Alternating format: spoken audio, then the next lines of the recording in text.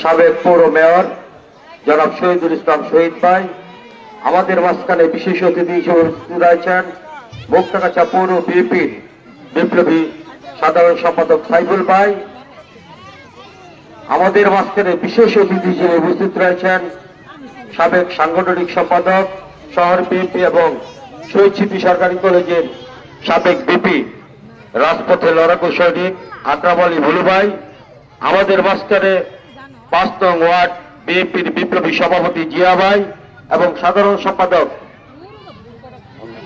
Labour চাচা সহ অনেক বিএনপির নেতৃবৃন্দ, যুবদলের নেতৃবৃন্দ, ছাত্র দলের নেতৃবৃন্দ, আমার সামনে মহিলা দলের নেতৃবৃন্দ এবং আমার মা ও বোনেরা, সকলকে জানাই আমি আমার প্রান্তীয় সংগঠন বাংলাদেশ জাতীয়তাবাদী যুবদল ময়মনসিংহ দক্ষিণ জেলা শাখার পক্ষ থেকে রক্তিম শুভেচ্ছা এবং অভিনন্দন।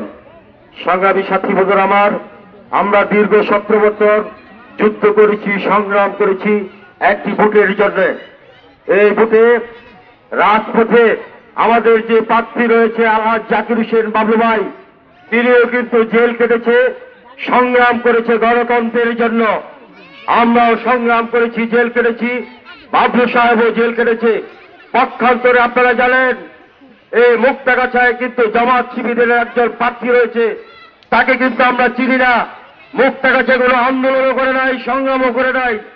আমরা অর্থাৎ কাকে ভোট দেব যে রাস্তায় জনগণের জন্য যুদ্ধ করেছে, সংগ্রাম করেছে, সেই লোকটি হচ্ছে আলহাজ জাকির হোসেন বাবলু ভাই। আগামী 12 তারিখ জাকির হোসেন বাবলু ভাইকে ডালের শীষে ভোট দিয়ে অবশ্যই আমরা জয়যুক্ত করব এবং জয়ী হয়ে আমরা ঘরে ফিরে যাব এই আশা ব্যক্ত করে আমি আমার সংক্ষিপ্ত বক্তব্য শেষ করছি। খোদা হাফেজ। বাংলাদেশ জিন্দাবাদ। শহীদ রাষ্ট্রপতি জিয়াউর রহমান, আগামী দিনের রাষ্ট্রনায়ক তারেক রহমান জিন্দাবাদ, জিন্দাবাদ। খালেদা জিয়া অমর হোক, অমর হোক। সবাইকে ধন্যবাদ।